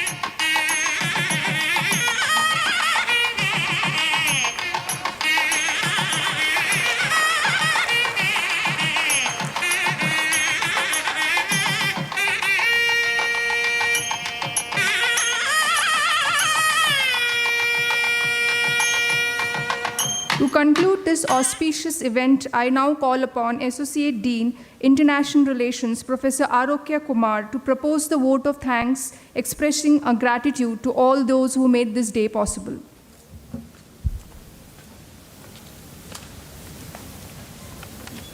Thank you, ma'am. Good morning, everyone. It's my honor and privilege to propose the vote of thanks on this memorable occasion of the 67th Foundation Day of NIT Warangal. On behalf of the Institute, I extend our heartfelt gratitude to our chief guest, Dr. Sanak Mishra, for his inspiring Foundation Day lecture on the hypothesis of the hierarchy of knowledge. Your words have truly enlightened and motivated us to pursue excellence and innovation in every endeavor. Our sincere thanks to our Honorable Director, Professor Vidyadhar Subudhi, for his visionary leadership and for the meticulously guiding and organizing every part of this event, ensuring its success in every detail.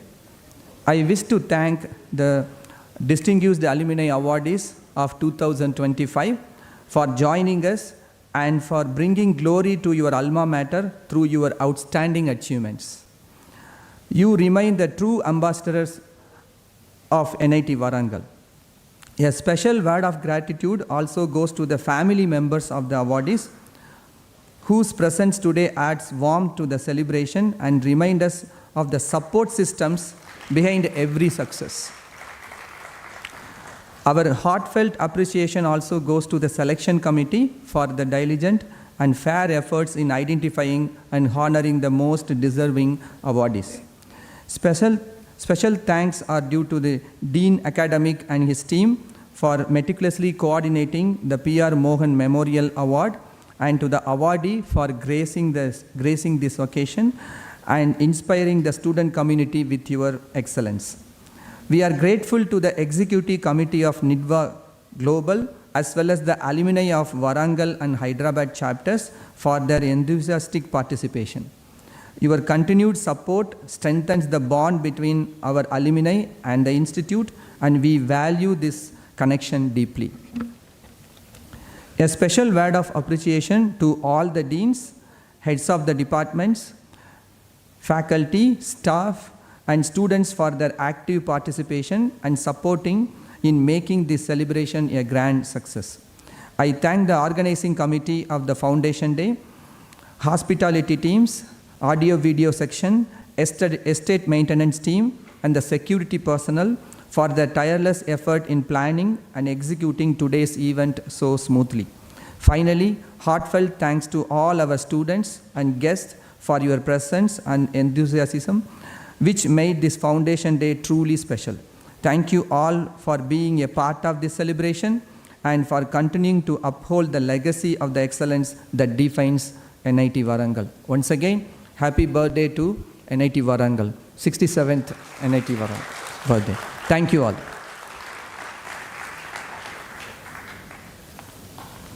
Thank you, sir. Now I request everyone to stand for the national anthem.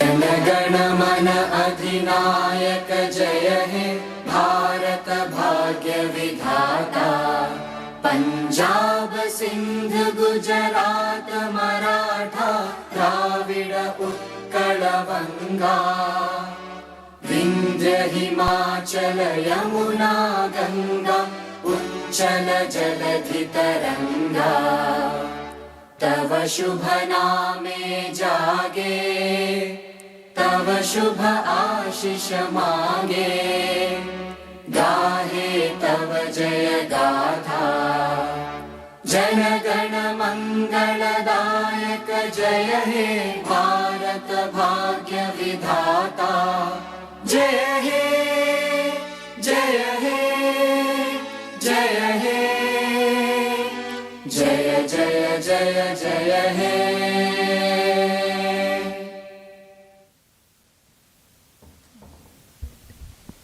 Thank you once again and have a great day ahead.